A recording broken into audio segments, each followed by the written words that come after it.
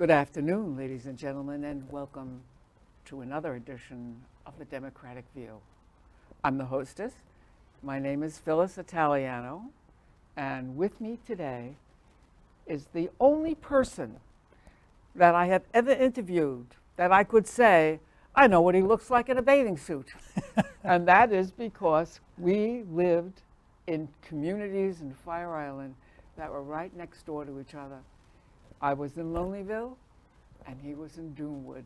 Right. And we have known each other for so long, and a more decent and honorable man, I will say, because I know you, I know your whole family, and I am so happy that you are going to be running for candidate as a mayor of that wonderful little area we love, Sag Harbor Village. So I'd like you first to tell us a little bit about, because I know you, they don't. So Okay. I'd like you to tell us a little bit about you, born and raised and all that kind of stuff, schooling, how you got to where you are. Well, first, thanks for that wonderful introduction. I hope I can live up to it. That was great. And we have known each other a very long time. And you're right, we're in a community where there were no cars, no shoes, no shirts most of the time. And especially all our kids ran around like a pack of, very close to Lord of the Flies.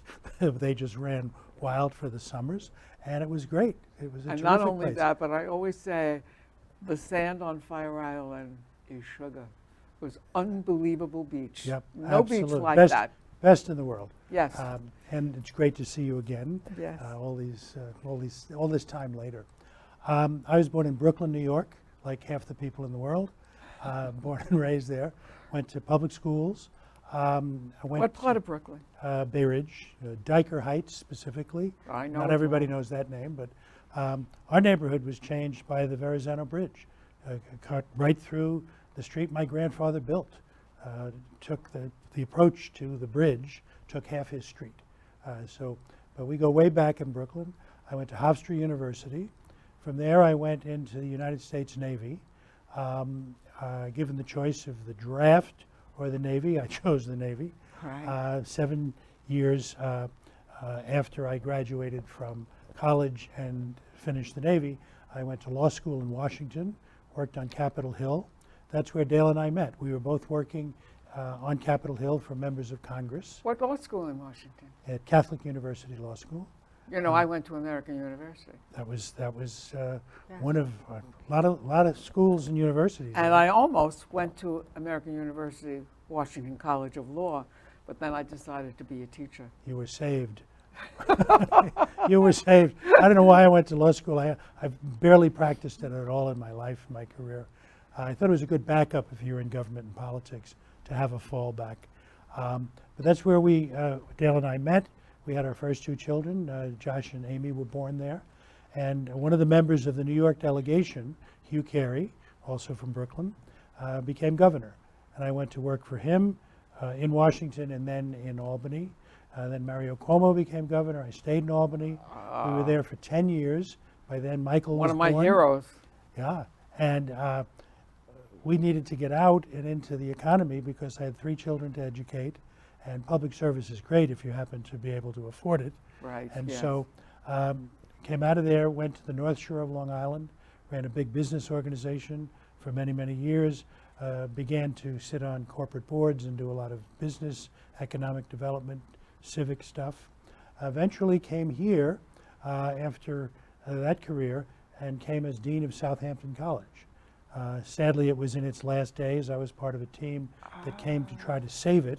But like a lot of small, tuition-dependent colleges, it just couldn't make it. But we Yes, decided. I know Tim Bishop was also- Tim was provost, I was dean, but it just didn't work anymore. And so when all that happened, we decided to stay. And we had moved to Sag Harbor when we first came. We moved into the historic district. We're in walking Sag Harbor.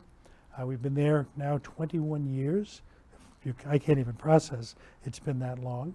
And I got involved in the village government about 6 years ago. Mayor Gilbride at the time said, I see you've left the state service, you should be doing something for your hometown.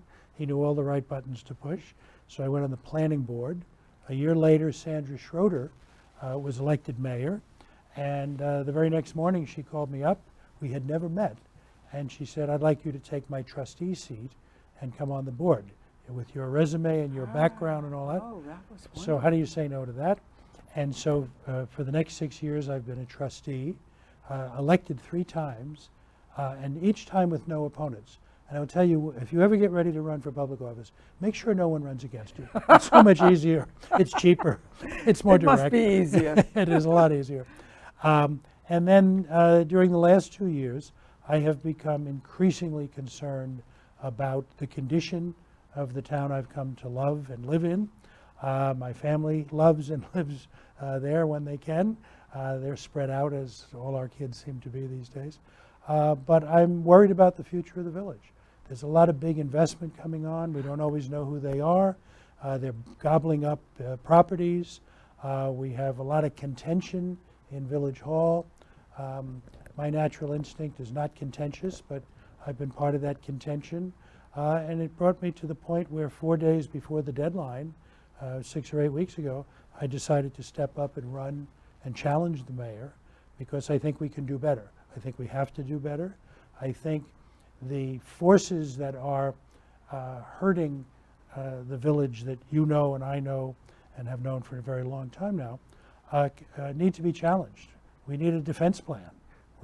Somebody said to me, are you running for mayor or secretary of defense? I said both. Both. We have a lot of stuff going on. The traffic comes roaring through every morning. Now we see the 102-foot trucks using our back streets as part of the trade parade. We have a lot of things that we haven't done that we've needed to do for a long time, and so I'm in it. And the election is this coming Tuesday, and I'm yours. I'm available. Well, we better make sure the show goes on right away then. Oh yeah, I would say. Oh yes. Yeah. So, gee, you know, it is such a special place. I really and truly, every time I drive on the road on 114 to get to that little village, I'm always amazed at how much I really love it there. I mean, it's just something about it that's so quaint and lovely. And I mean, for instance, that theater, which you know, went through a great deal. Bay Street Theater. You know, I don't mean that theater. I mean the movie theater. Oh, the movie theater. Oh, sure. I used to go to that movie theater by myself. Sure. I would take a late and go see the last show because it was all alone, and I felt like I was part of the movie. And I love that because I love movies, you know. But Dale and I once found ourselves in the theater before the fire and before the rebuild, when it was the old theater. Yes. And we were whispering, but we were the only people there. So why are we whispering? There's no one here. That's exactly. It was the two of us and the projectionist. That's exactly why I went there, because I was the only person there, and it was wonderful. If you haven't been inside the new theater, it is open. I have been It is inside. spectacular. I know. And I love it. And it managed to hang on to enough of the vibe of the old place. Yes. Certainly the facade and the name, Yes. the neon light and all that. And it's committed to being that variety of theater. It was not ever a sort of, at least in the modern era, it didn't just play the latest commercial releases. It gave a real mix. It still does that. And Yes, it's back. I know. As a matter of fact, I once called the guy who was running it at that time and telling him about how make sure you run this movie and that movie. Yeah. Because Well, I love movies. it is a great asset. But it's interesting about Sag Harbor. It goes way, way back. And of all the villages and towns out here, I think it remains the most authentic. Yes.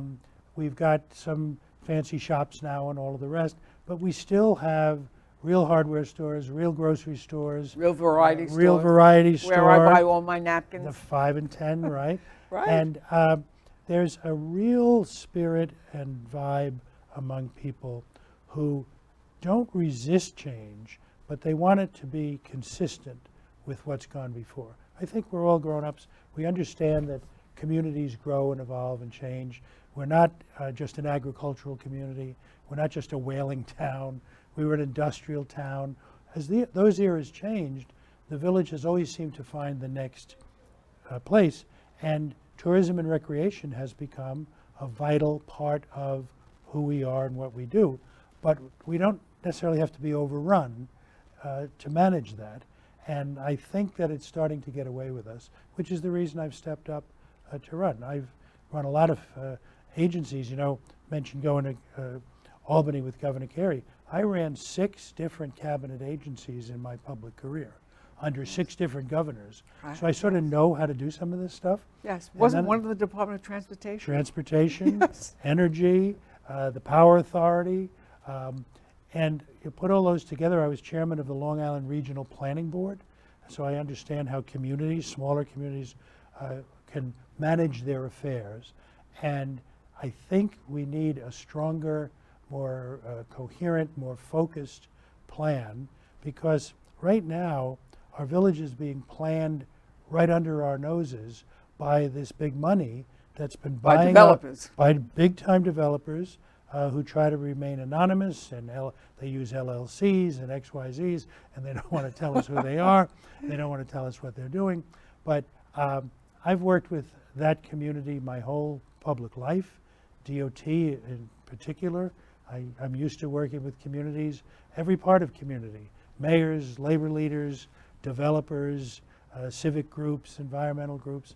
We have all of those above, all of that above in our little village, and we've sort of fractured a little bit.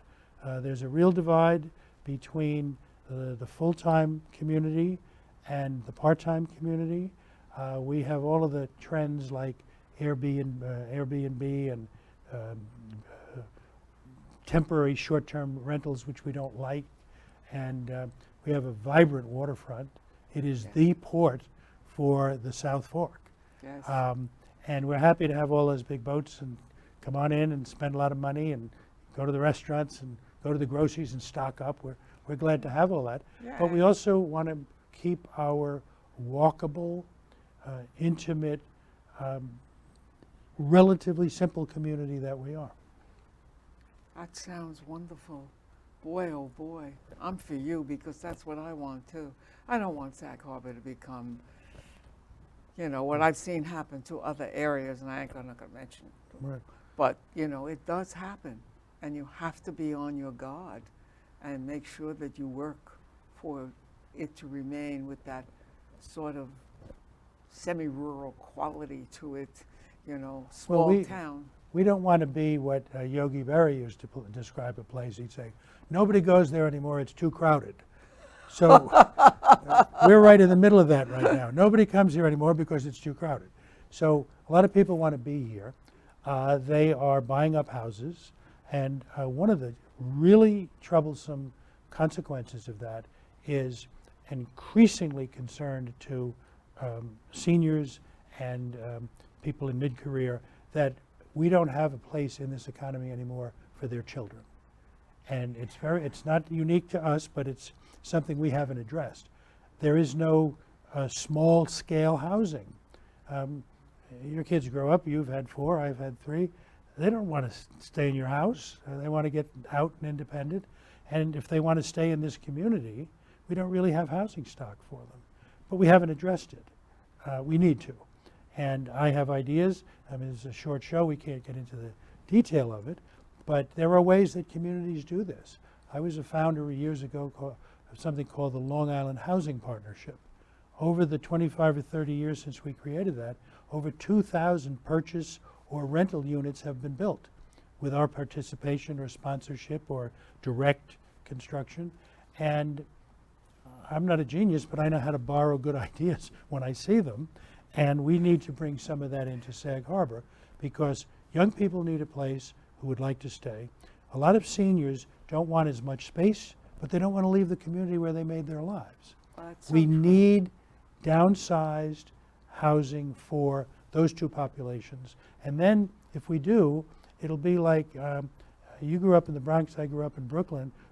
In our eras, everybody lived nearby.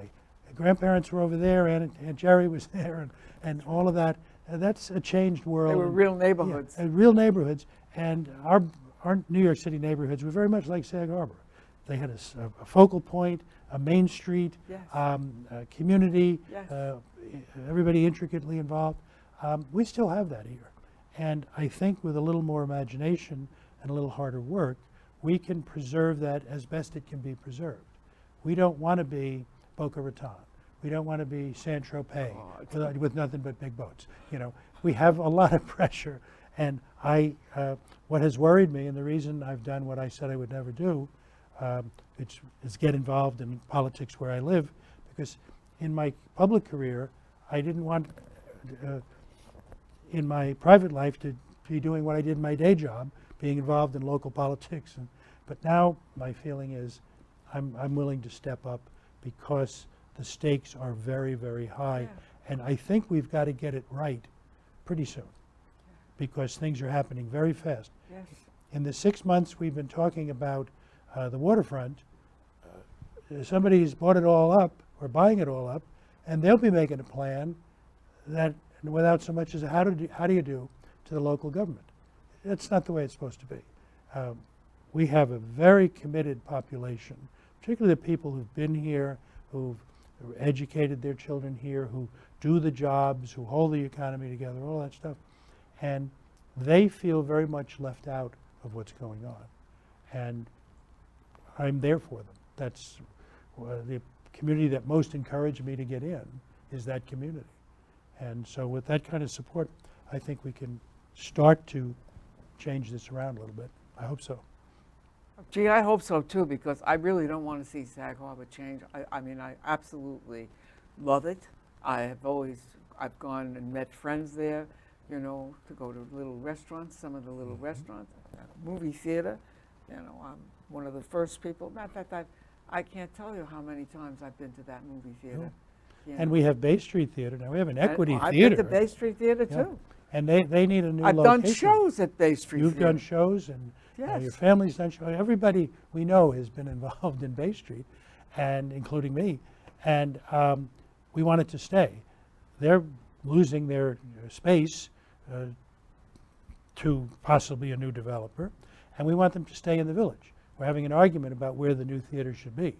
I don't think it needs to be right on the waterfront. I think it should be maybe back a block or two.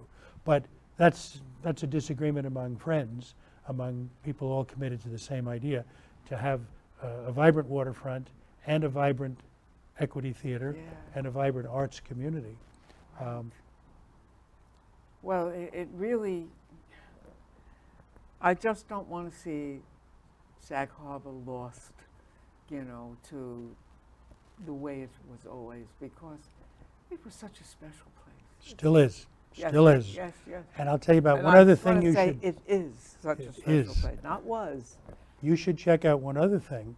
The Methodist Church, just one block up from the commercial district where Il Cappuccino is, I know it well. went through, it failed as a church. Somebody owned it, then somebody else. Anyway, two artists in our community, Eric Fischel and his wife April Gornick, acquired the church. They have made it into an arts center. It is fabulous. Landscaped by Ed Hollander, a world-class landscape architect. The church has all of its original bones preserved, but now it is a big open space with art and theater and residencies for artists. And we are really entering, if you look at Sag Harbor as one era after another, agriculture, then aquaculture and whaling, and then industrial era, and then into the 20th century, and then some tough years, and then as the industrial era started to end, now tourism and recreation. There's also something that I describe as an arts and culture community, but see it as arts and economy, because a vibrant artistic community with institutions like the cinema. It's not just a movie house. It's also a place for people to create new cinema, to create new ideas for cinema. The church, and we call it now the church, it is an arts center with all of those features, including world-renowned artists in residence for periods of time. Both of these things were slowed down with COVID, but they've since both had their openings. We cut the ribbon on the church 3 weeks ago, and people are discovering it's open during the day, and you can wander in and just see this open space of a church with major art now hanging. In each of the windows, Eric Fischel, the artist, did a certain kind of painting of all of the famous artistic figures in our history. Wow. Literary and Gee. fine arts and all of that. I So really have to get put there. that on the list. When the next time you're in town, just walk up. It's literally 1 block off Main onto Madison Street as you come south from the village. It's 3 minutes from the movie theater. Also, by the way, has a quite a good high school there too. Very good high school. In fact, the whole school system, the public school system there, which managed, by the way, this year to absorb 200, almost 200 new students who were the children of second homeowners or people who rented houses to get away from COVID. So those families that wanted to get out of the city came, and the school, full professionals and committed folks that they are, absorb those new students. And when families like that come, we don't get any new taxes. They already own their house, they're paying property taxes. Right. We don't have sales taxes. So a lot of this additional population is further burdening public services, but the school managed it in stride. And now the school is opening, the teams are back, ball fields are filled in the afternoon, they're having a full-on outdoor graduation, they're having a prom. So all of these things. It also has a program that's very good as far as international studies are concerned. International studies, and their college admission profile is very high, and it's a real asset. And they did acquire a small other school, so their preschool,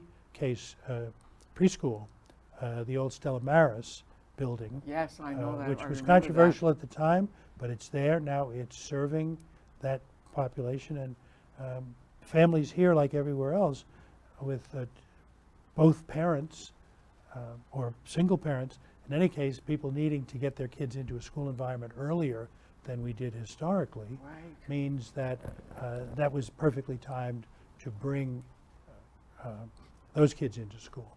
And they're back now too. So it's fun to see the village alive again, school children on the sidewalks. Yes.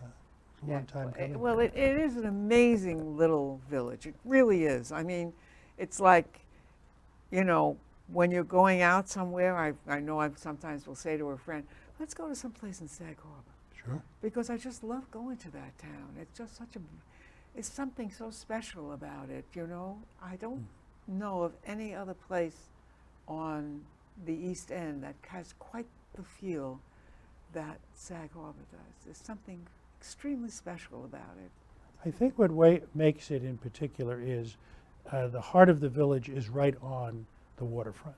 It's the most similar place, of course, across to the North Fork is Greenport, where you have a full-blooded, real community directly on the waterfront. Southampton. And by the way, you can get a boat to go there in Sag Yeah, Harbor. easily enough to do. But in Southampton, a beautiful village, but it's not also a working harbor. East Hampton is 3 miles away from its working harbor. So I think the uniqueness of our place, like Greenport, is that it's all of the above. And in the case of Sag Harbor, by comparison to the North Fork, you're 7 miles directly south to the most beautiful ocean beaches, almost as good as Fire Island. But, Almost. Beautiful. So yeah, come on down. And of course, I keep a little boat on the waterfront, and when I see arrivals, I manage, without my official badge on or anything, I just invite them to spend as much money as they possibly can while they're visiting. We'd like So you are running to preserve that. to keep it going, yeah. I think it's worth fighting for. But it's going to take a real effort, and we haven't had that. That's the problem. Well, I like that phrase, worth fighting for. to keep it the way it is because it is so special. I mean, it's like every time I drive into Sag Harbor, there's something about it that I get a feeling. It's nothing that you can describe or put words to, but there is an emotional quality when I drive into that. I'll tell you something that happened this year that made me very unpopular in Village Hall, but very popular outside of Village Hall, is I don't like paid parking. I don't like this electronic scheme. You have it now in East Hampton. Please. I think we can do better. And I don't have it with me today, but that little card, go on, get an app, plug it in here, plug in this money, get Google Pay and so forth. We have people come just for like one visit, and that's not how to deal with that. It was 4-1 against. And wait a minute, when you're old like me, you can't even do that technical stuff. You got 2 master's degrees in 140 hours passed. Let me tell you something. You can't figure I out how to can't do park anything technical. without getting a ticket. Yeah. So anyway, so I became a little bit heroic, but incurred the anger of the mayor and some of my colleagues because I don't like paid parking. And we want to keep our village special. Let's be smarter than just putting a lot of paid parking, especially with an electronic gadget that you have to have in your pocket. Well, my dear, all I can say is, boy, do I hope you win. Not just because I've known you for years and I trust you, Right. but I know you're a worker and you'll do the right thing by the town of Sag Harbor. And boy, I want to see it continue to be that very special place that it is. Well, thank So- you. It's great to see you. Say hello to the kids, especially Paula, who is Michael's first babysitter. That was a big, big summer for us. Yeah, I think I have a picture of them together. You probably do, yeah. But, Michael was born right in May, and so we arrived with a baby. Nobody knew we were having a baby, and then we had a brand new baby, and Paula was just arriving. Well, good luck to you, Jim. Work hard to keep it because we must do this. We must preserve the town of Sag Harbor. Thank you very much. Great to see you. Let's do it more than once every 10 years. Yeah, that's true.